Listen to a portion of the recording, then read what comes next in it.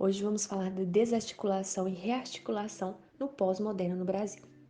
Nos anos de 1970, tivemos perda de parte significativa da mitologia da modernidade do século XX, como Charles Chaplin, Pablo Picasso, Igor Stravinsky,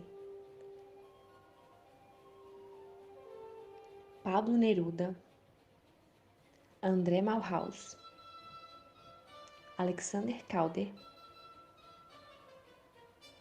De Chirico, Mark Ernst, David Siqueiros, Bertrand Russell, Martin Heidegger, Hannah Arendt e, por fim, Charles Lindbergh, entre outros, que foram mortos ilustres que tiveram páginas de elogios e de retrospectivas nos principais meios de comunicação. Em 1973, o até então presidente do Chile, Salvador Allende, é deposto por um golpe militar. Já em 1974, na Argentina, morre Juan Domingos Perón e 2 anos depois, Maria Estela Perón é derrubada do governo argentino pelos militares. O período foi trágico para a democracia latino-americana e durante parte dessa década, Oscar Niemeyer ficou exilado em Paris, onde continuou atuando em sua carreira profissional.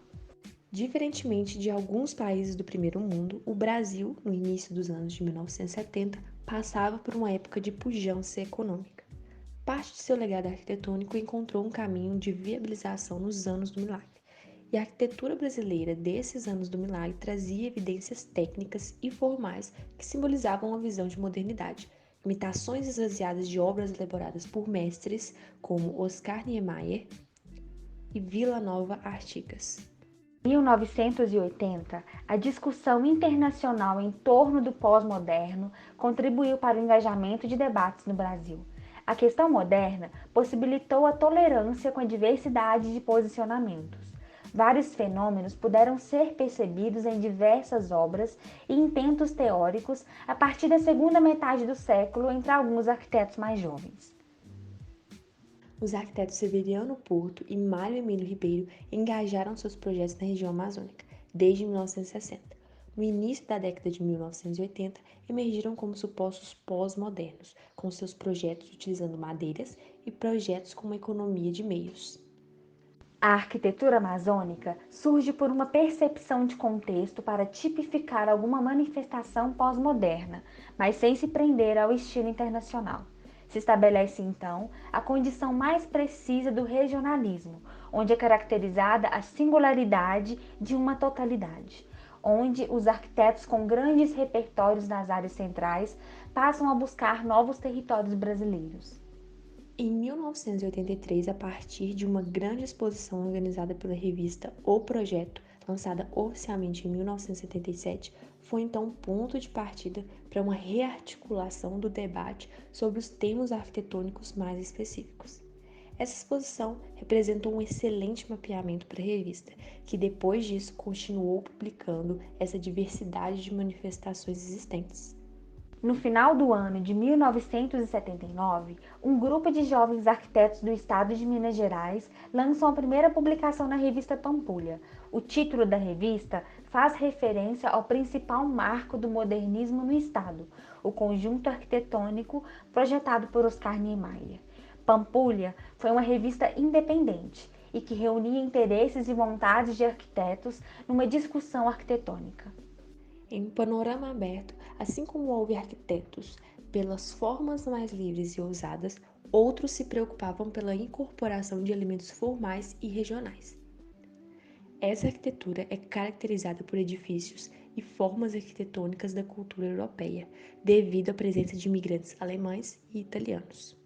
Os arquitetos Moacir Mougem Marques, João José Valandro e Carlos Alberto Rubner projetavam o Centro de Atividades do Serviço Social do Comércio, mais conhecido como SESC, em Caxias do Sul, no Rio Grande do Sul, que é um projeto característico da arquitetura tradicional do Sul. Esse tipo de abordagem também é observada nos arquitetos amazônicos, caracterizados pela preocupação de inserção de artefatos em ambientes ecológicos e de forte utilização de elementos naturais. Ainda em um panorama em aberto, as transformações funcionais e urbanas nessas últimas décadas asseguraram a ocorrência de intervenções em obras de restauro e refuncionalizações de projetos.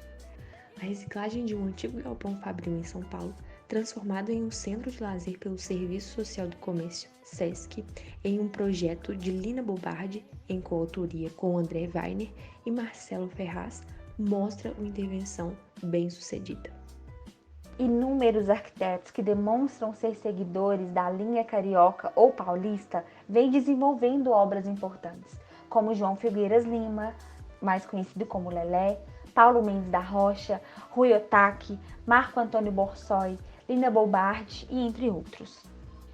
E já com o fim da utopia e esse estigma da modernidade, houve uma derrota na emenda da Constituição em 1948, já com o sentimento antimodernista, onde mitológicas obras arquitetônicas foram as ruínas por falta de manutenção e por falta de uso também, de uma índole pós-moderna com geometrias puras e curvas, sendo substituídas por contextualismo e citações sob o manto da diversidade, havendo uma reavaliação segundo a visão da condição pós-moderna, não significando a implantação de uma arquitetura pós-moderna. Numa época de obsolência programada, a arquitetura brasileira tem a possibilidade de não simplesmente marginalizar seus paradigmas dignos, mas renová-los, e renovar significa recomeçar, consertar, restabelecer e também revigorar.